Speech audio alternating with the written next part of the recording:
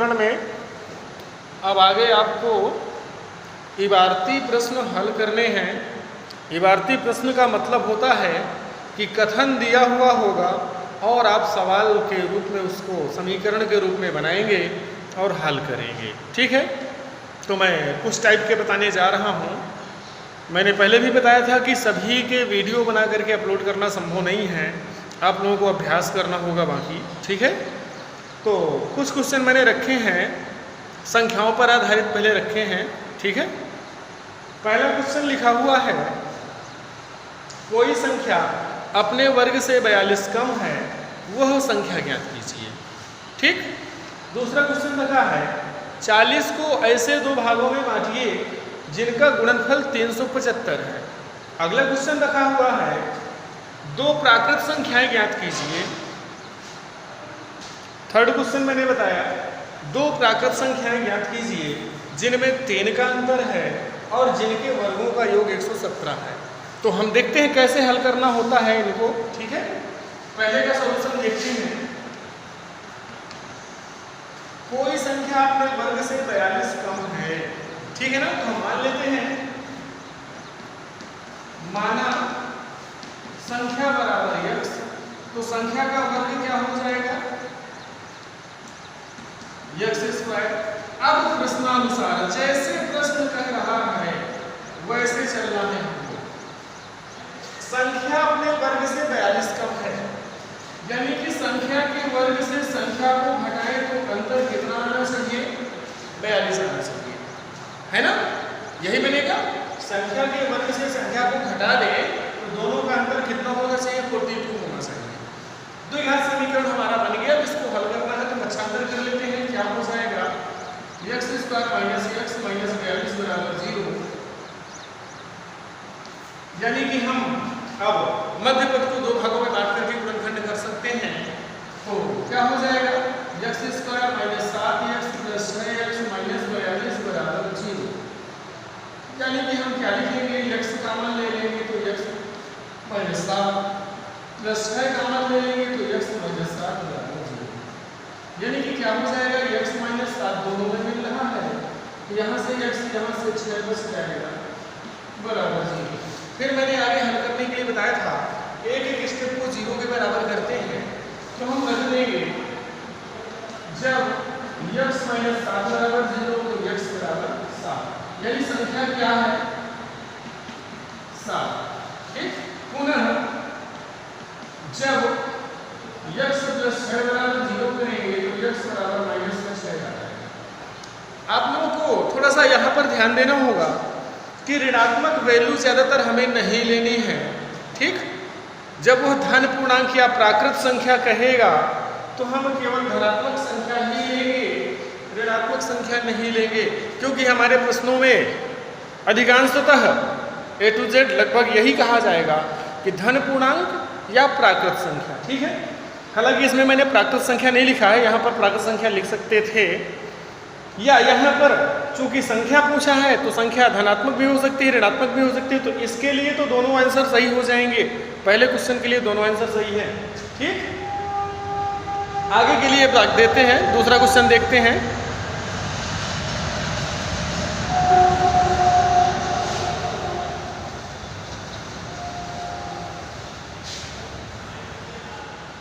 हाँ, दिया हुआ है, 40 को ऐसे दो भागों में बांटिए जिनका गुणनफल 375 है।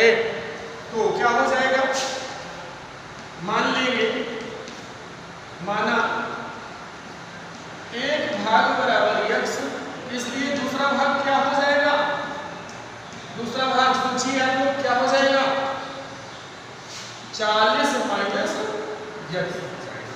अब क्या कह रहा है, गुणनफल 375 है ना। तो प्रश्नानुसार फिर से दोनों का गुणनफल x और 40 - x का गुणनफल कितना होना चाहिए, 375।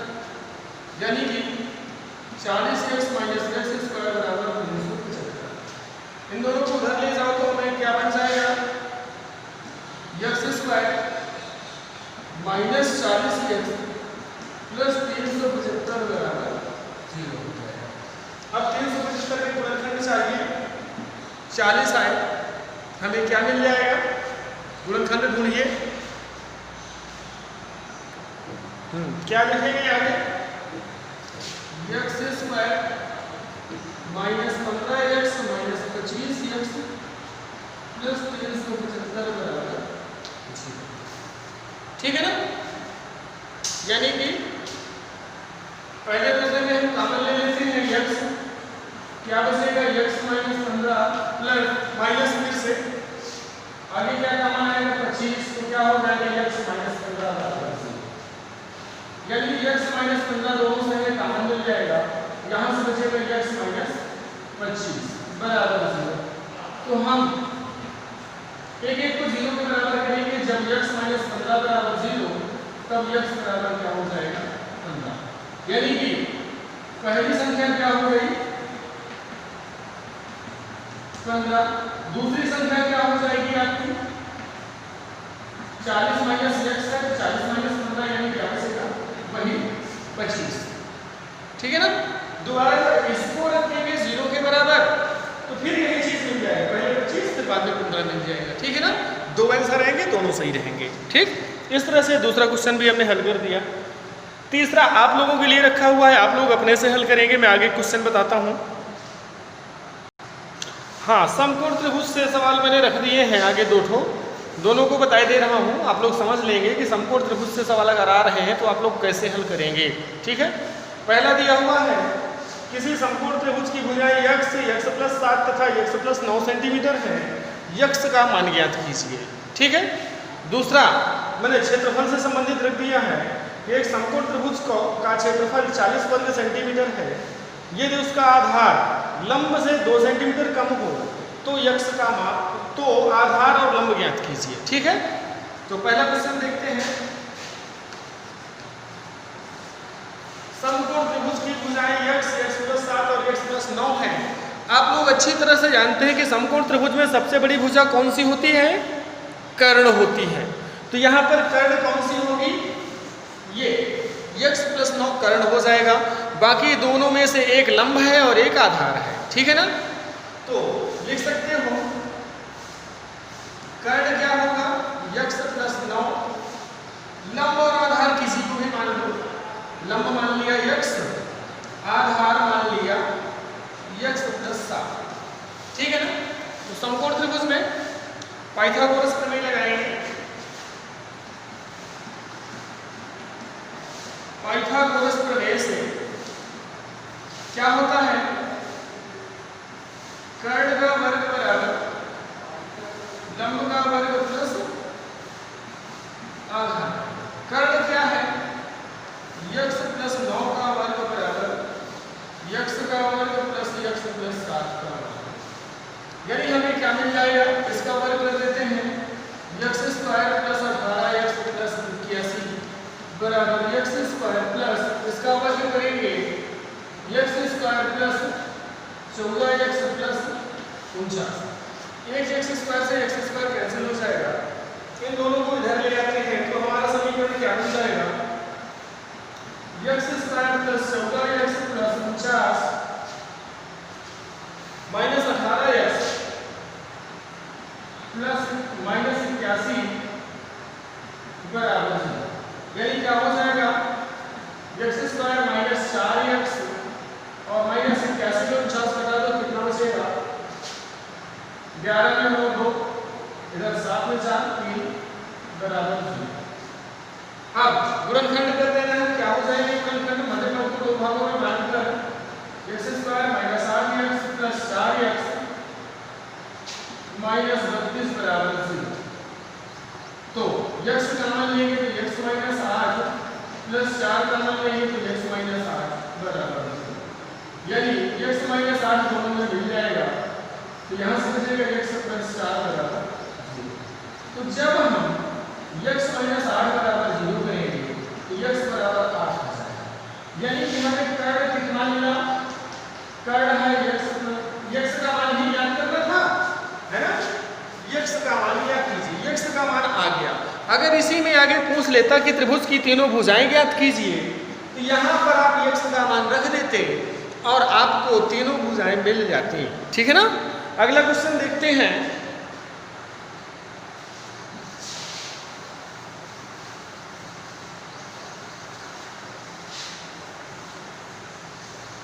जैसे कथन कह रहा उसी हिसाब से चलेंगे। क्षेत्रफल कितना दिए हैं? त्रिभुज का क्षेत्रफल बराबर 40 वर्ग सेंटीमीटर दिया हुआ है। उसका आधार लंब से 2 सेंटीमीटर कम है। लंब से 2 सेंटीमीटर कम है तो हम मान लेंगे, माना लंब बराबर x, इसलिए आधार कितना हो जाएगा? 2 सेंटीमीटर कम कर देते हैं। ठीक है ना? अब हम जानते हैं कि समकोण त्रिभुज का क्षेत्रफल क्या होता है? 1/2 लंब गुणे आधार। यही आप लोगों ने पढ़ा है। यानी 1/2 लंब कितना है? x, आधार कितना है? x - 2 बराबर क्षेत्रफल कितना है? 40 है। तो इसका गुणा कर देते हैं। इधर क्या हो जाएगा? x² - 2x बराबर 40 × 80। इधर उठा लाएंगे तो हमें क्या मिल जाएगा? x² - 2x -80 बराबर 0। अब हमें 80 के ऐसे गुणनखंड चाहिए कि 2 आए। तो गुणनखंड क्या हो जाएंगे बताइए आप लोग जल्दी से। हाँ, क्या लिखा जाए? x² - 10x प्लस 8x - 80 बराबर 0। यानी क्या हो जाएगा? x कॉमन ले लेंगे तो x - 10 प्लस 8 कॉमन लेंगे तो x - 10 बराबर 0। x - 10 हमें दो जगह कॉमन मिल जाएगा तो यहाँ से x + 8 बचेगा। जब हम x - 10 को 0 के बराबर करेंगे तो x बराबर आ जाएगा 10। यानी लंब कितना है? x यानी 10 सेंटीमीटर। आधार कितना है? x - 2 यानी 10 - 2 यानी कितना? 8 सेंटीमीटर। ठीक है ना? और हम जब x + 8 बराबर 0 करेंगे तो x बराबर -8 आएगा। और कभी भी भुजा की लंबाई चाहे जैसा त्रिभुज हो ऋणात्मक नहीं हो सकता। यानी ये क्या है? अग्राह्य। यह मान ग्रहण नहीं किया जाएगा। यह मान क्या है? अग्राह्य है। ठीक है ना? अगले क्वेश्चन रखे हुए हैं। एक आयु संबंधी है और एक हानि लाभ संबंधित है। ठीक, दिया हुआ है रामू की 5 वर्ष पहले की आयु और 9 वर्ष बाद की आयु का गुणनफल 15 है। रामू की वर्तमान आयु ज्ञात कीजिए। वर्तमान आयु ज्ञात करना है। तो आयु संबंधी कैसे हल करना है ध्यान देना है। हम वर्तमान आयु मान करके चलेंगे। माना रामू की वर्तमान आयु बराबर x वर्ष। अगर वर्तमान आयु x वर्ष है तो 5 वर्ष पहले की आयु क्या रही होगी? 5 वर्ष पहले की आयु क्या रही होगी? x - 5 वर्ष रही होगी। आज से 5 साल कम रही होगी। फिर 9 वर्ष बाद की आयु, 9 वर्ष बाद आयु क्या हो जाएगी? 9 वर्ष से ज्यादा हो जाएगी। x + 9 वर्ष हो जाएगी आज से, वर्तमान से, है ना? अब प्रश्नानुसार क्या कर रहा है? गुणनफल 15 है। इन दोनों का गुणनफल 15 है। यानी x - 5 x + 9 बराबर 15। हम तो घर समीकरण बनाएंगे और हल करेंगे तो क्या मिल जाएगा? दोनों गुणा कर देते हैं। x² - 5x प्लस 9x - 45 बराबर 15। पक्षांतर कर लेते हैं। x² प्लस 4x माइनस 60 बराबर। ठीक, गुणनखंड करना है। क्या मिलेंगे?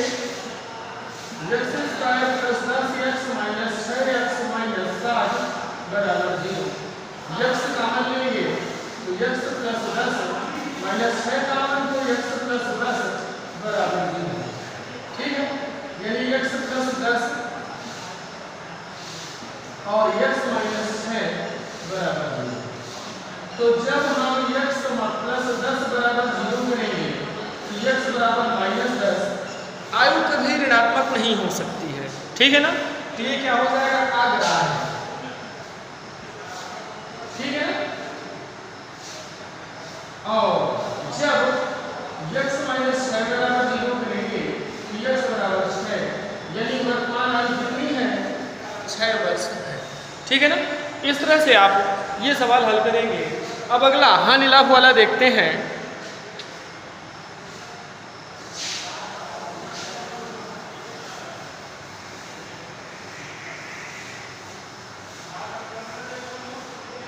हाँ, क्या कह रहा है, एक दुकानदार एक वस्तु को 24 रुपए में बेचता है, यानी विक्रय मूल्य कितना है, 24 रुपए। वस्तु के क्रय मूल्य के प्रतिशत के बराबर लाभ का होता है ना। तो हम मान लेंगे, माना क्रय मूल्य बराबर x रुपए, इसलिए लाभ कितना होगा, x प्रतिशत। लाभ कितना, क्रय मूल्य के प्रतिशत के बराबर लाभ, ठीक है ना। यानी लाभ कितना हो जाएगा, x का x प्रतिशत, यानी कि x गुणे x बटे 100, यानी x स्क्वायर बटे 100 रुपए, इतना लाभ हो गया। क्रय मूल्य ये है, तो प्रश्नानुसार क्या होना चाहिए, क्रय मूल्य धन लाभ बराबर विक्रय मूल्य, क्रय मूल्य धन लाभ बराबर विक्रय मूल्य। क्रय मूल्य x, लाभ कितना है, x स्क्वायर बटे 100 बराबर कितना, 24। एलसीएम ले लेते हैं 100, तो 100x प्लस x स्क्वायर बराबर 24, यानी x स्क्वायर प्लस 100x बराबर 2400। 95 कर लेंगे तो x square plus 100x minus 2400 बराबर 0। अब 2400 के गुणनखंड करने हैं, क्या मिल जाएगा, 12 दूनी 24, यानी x square plus 120x minus 20x minus 2400 बराबर 0। यानी गुणनखंड किया जाए, x कॉमन लेंगे तो x प्लस 120 माइनस इन दोनों में कॉमन जाएंगे 20, तो x प्लस 120 बराबर 0, यानी x प्लस 120 और x माइनस 20 बराबर। जब x प्लस 120 बराबर 0 करेंगे, x बराबर माइनस 120, ये भी क्या होगा, अग्राह्य हो जाएगा, मूल्य ऋणात्मक नहीं होगा, ठीक है ना। और जब x माइनस 20 बराबर 0, तो x बराबर आ गया 20 रुपए, यानी वस्तु का क्रय मूल्य कितना है, 20 रुपए हो जाएगा, ठीक है। इस तरह से आज से द्विघात समीकरण समाप्त होता है। हर टाइप के क्वेश्चन मैंने लगभग बता दिए हैं, टाइप बताए हैं, सारे क्वेश्चन नहीं बताए हैं, ये आप लोगों को ध्यान देना है और आप लोग आगे के क्वेश्चन हल करेंगे। आगे मैं अगला चैप्टर कोई भी उठाऊंगा और आप लोगों को उसके बारे में बताऊंगा।